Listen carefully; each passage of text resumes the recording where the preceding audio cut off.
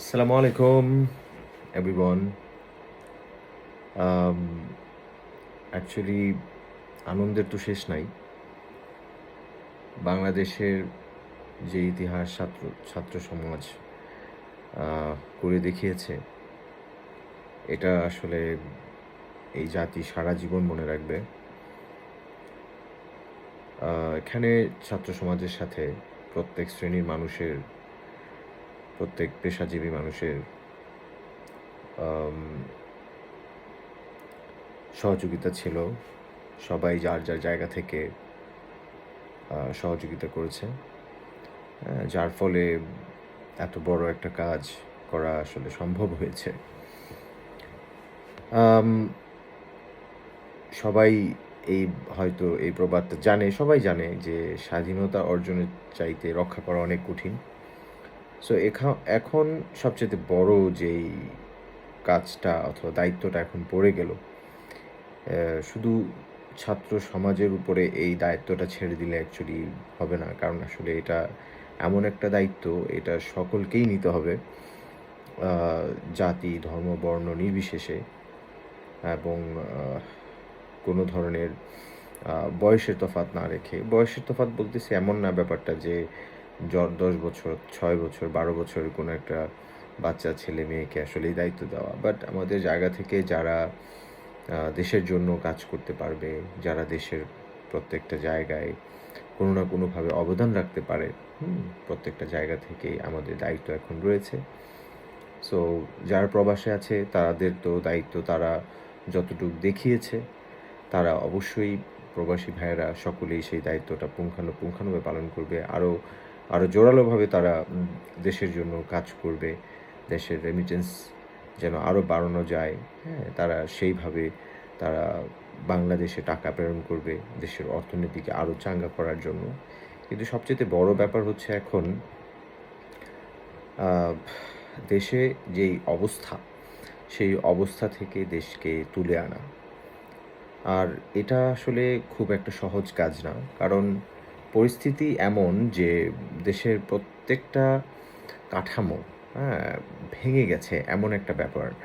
আর যেহেতু আসলে যুদ্ধের পর থেকে এই পর্যন্ত আমাদের দেশের প্রত্যেকটা স্তরে, সরকারি বলেন বেসরকারি বলেন, প্রত্যেকটা স্তরে দুর্নীতি থেকে শুরু করে প্রত্যেকটা স্তরে ঘুণে খাওয়া। আমাদের দেশে অনেক পজিটিভ দিক আছে, এই ব্যাপারে আসলে কারো কোনো সন্দেহ নাই। আমাদের ইয়াং জেনারেশন অনেক, এবং তাদের যে কি শক্তি, সেটা তো তারা প্রমাণই করেছে। বাট এই সিচুয়েশনটাকে আসলে ফেস করা, এটা সত্যিই খুবই কঠিন কাজ। বাট এটা যে আসলে সফল করা যাবে না তা অবশ্যই না। এটাকে এমনভাবে সফল করা যাবে যে সারা পৃথিবী এটাকে নিয়ে উদাহরণ দিবে। কিন্তু কাজগুলো যেগুলো আসলে আমাদের সকলের করতে হবে, সেটা হচ্ছে যে প্রথমেই আমাদের দাঙ্গা, হামলা এবং কোনো ধরনের ভাঙচুর, এবং কারো কোনো ক্ষতি করা, নতুন কোনো ধরনের অরাজকতা সৃষ্টি করা, এইগুলো কাজ থেকে বিরত থাকতে হবে আমাদের নিজেদের।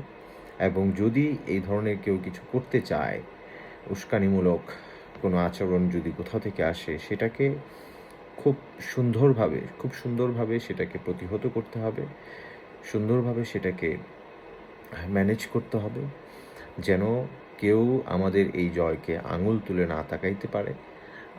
আমার এই কথাগুলো অবশ্যই আমি তো দেখতেছি যে সবাই এই কথাগুলোই বলতেছে। সো আমার আবার নতুন করে বলার এটা উদ্দেশ্য যে আসলে নিজেকে আরেকটু জাস্টিফাই করা, নিজেকেও আরেকটু পিউরিফাই করা। তো সকলের, হয়তো আমার কোনো ফ্রেন্ড অথবা আমার যারা আছে, সবাই যেন আমরা আসলে এই জিনিসটা প্রতিদিন আমরা এটা লালন করতে পারি, যে অ্যাকচুয়ালি আমাদের সকলের দায়িত্ব এখন দেশটাকে এগিয়ে নিয়ে যাওয়া, এবং দেশের এই অবস্থাতে যে যেখানে আছি সেখান থেকেই দেশটাকে আবার নতুন করে গড়ে তোলার জন্য সহযোগিতা করা প্রত্যেকটা স্তরে। কারণ একটা দেশে তো আসলে অনেকগুলো আপনার স্তর থাকে, অনেকগুলো জায়গা থাকে, অনেকগুলো সেক্টর আছে। সো এটা তো দেশ, তো প্রত্যেকটা সেক্টরকে আসলে নতুন করে গড়ে তোলা, এটা অবশ্যই খুব একটা সহজ কাজ না। হ্যাঁ, যুদ্ধের পরে যেরকম হয় এখন যদিও ঠিক তেমনটা না হলেও বাট কম না কারণ আমি যে এটা দেখতেছি যে যেমন পুলিশ প্রশাসন আছে তারা একদম কর্মবিরতিতে চলে গেছে। সো তাদের যেই আহ, জনগণের কাছে তাদের যে অ্যাকসেপ্টেন্সটা ছিল সেটা হারিয়েছে এবং হারানোটাই স্বাভাবিক কারণ তাদের যেই কাজকর্ম ছিল যদিও সকলের ছিল না কিন্তু যেই কয়েকজনেরই ছিল সেটা আসলে জনগণের মনে এতটাই দাগ কেটেছে যে তারা নিজেরাও লজ্জিত এবং তারা নিজেরাও আসলে কামব্যাক করতে খুব ভয় পাচ্ছে।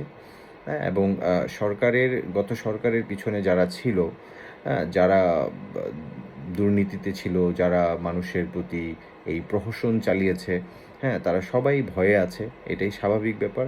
কিন্তু আমরা একটা সুস্থ জাতি হিসাবে আমাদের ইয়াং জেনারেশন আমাদের আমাদের যেই ফিলোসফি, আমাদের যে চিন্তাভাবনা, আমাদের যেই ভালোবাসা, আমাদের যেই আপনার গ্রহণযোগ্যতা এবং আমাদের যেই মন, এটা আসলে মানুষদেরকে বুঝাইতে হবে, সকলকে বুঝাইতে হবে যে আমরা সবার মতো না, আমরা হিংস্র না, আমরা কোনো মানুষের মানুষের প্রতি অত্যাচার করা এটা অ্যাকচুয়ালি আমাদের ধর্ম না এবং এটা আমাদের ন্যাচারেও নাই।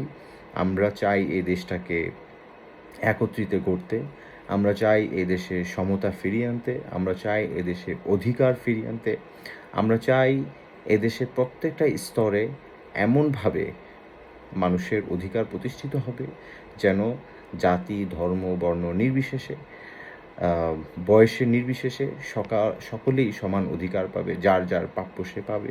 এখানে গণতন্ত্র চর্চা হবে, এখানে দেশের উন্নতির জন্য আমাদের ছোট থেকে একদম বৃদ্ধ পর্যন্ত আমরা কাজ করে যাব।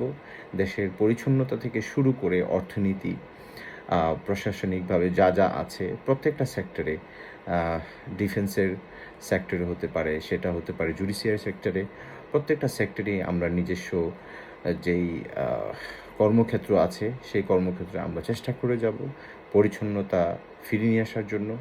যেমন আমাদের এই পরিচ্ছন্নতা দেখে আমাদের কর্মজীবনের পরিচ্ছন্নতা, আমাদের যেই পলিসি মেকিংয়ের পরিচ্ছন্নতা, এই সমস্ত দেখে যেন আসলে অন্যান্য জাতি আমাদেরকে উদাহরণ দেয় যে অ্যাকচুয়ালি এই জাতি, এই ছাত্র সমাজ যেই গণঅভ্যুত্থান করেছিল এটা অ্যাকচুয়ালি সারা বিশ্বের একটা বড় ধরনের উদাহরণ।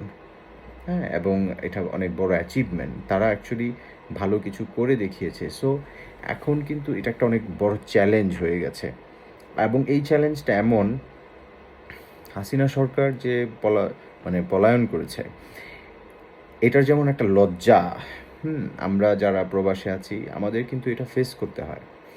দেশের একটা ব্যাপার তো থাকে বাট আমরা যারা বাইরে আছি আমাদের কিন্তু অ্যাকচুয়ালি এটা ফেস করতে হয়। আমরা যখন অন্য কোনো মানুষের সাথে, অন্য দেশের মানুষের সাথে অথবা এখানকার মানুষ যারা বাইরের মানুষ, যারা অন্য দেশের মানুষ অথবা এই দেশের মানুষ, স্বাভাবিক স্বভাবগতভাবেই কলিগস আছে অনেকেই থাকতে পারে, তখন এই ব্যাপারগুলো নিয়ে কথা হয়, তখন কিন্তু আসলে এটা খুব একটা মানে ভালো বিষয় না যে আপনার দেশের সরকার পলায়ন করেছে।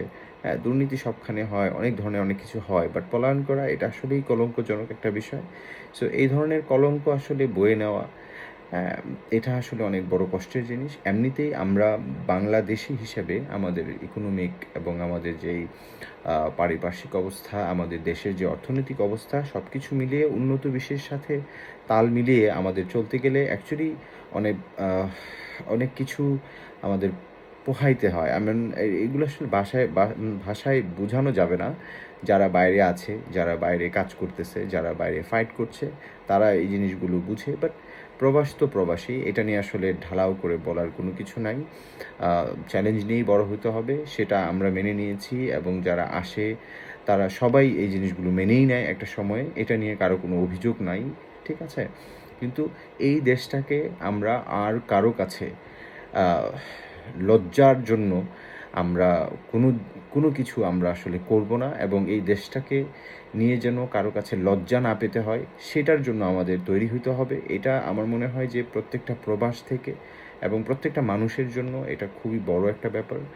অ্যান্ড সো সবার প্রতি আহ্বান, কোনো ধরনের অরাজকতা না করে প্রত্যেকটা যার যার জায়গা থেকে আমরা পরিচ্ছন্নতা বজায় রেখে আমরা এই যে আগুন দেওয়া, আন্দোলন করা, ঠিক আছে? এই জিনিসগুলো থেকে যতটা দূরে থেকে দেশকে এখন কিভাবে এগিয়ে নিয়ে যাওয়া যায় সেজন্য কাজ করতে হবে। এবং সবচাইতে বড় যেই জিনিসগুলো সবাই বুদ্ধিজীবীগণ বলতেছে যে এখন পার্সন সিলেক্ট করাটা হয়ে গেছে খুব একটা ভেরি ইম্পর্ট্যান্ট। সো এই দিকে নজর রাখতে হবে যেন আমাদের এই উৎসব আনন্দ অথবা যারা কিছু লোক এটাতে হয়তো সুবিধা নেওয়ার চেষ্টা করবে, জ্বালাও পোড়াও আরও অনেক কিছু আছে, হ্যাঁ? সো এইগুলো করতে গিয়ে যেন যেই আপনার রাষ্ট্র চালানোর জন্য যাদেরকে সিলেক্ট করা হবে এর ভিতরে যেন কোনো দুষ্কৃতিকারী না ঢুকে যায়, এটা হচ্ছে অনেক বড় কাজ হয়ে যাবে। না হলে কিন্তু পুরা হিতে বিপরীত হয়ে যাবে।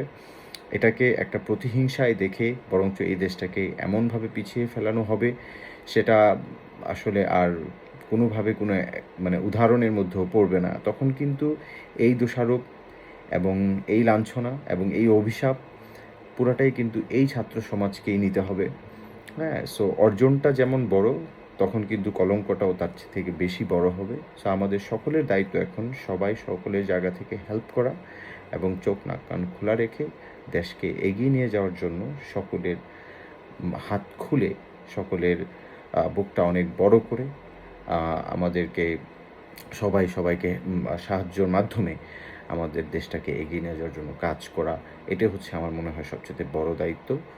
সবাইকেই এখন এই কাজটাই করতে হবে এবং দেশে কারা আসতেছে এবং কাদেরকে অ্যাকচুয়ালি আমাদের দরকার সেটা নিয়ে আমাদের সচেতন থাকতে হবে। অবশ্যই দেশের যতগুলো মানুষ মারা গিয়েছে, যারা দুর্নীতিতে ইনভলভ ছিল, যারা এই দেশটাকে আজকে এই জায়গায় নিয়ে আসার জন্য জড়িত, সকলের বিচার হবে আইনের মাধ্যমে। অবশ্যই এই ব্যাপারে কোনো ছাড় দেওয়া হবে না। ভালো থাকবেন, দোয়া করবেন। ইনশাআল্লাহ আমরা যেন সবাই এই দেশের জন্য কাজ করতে পারি। খোদা হাফেজ।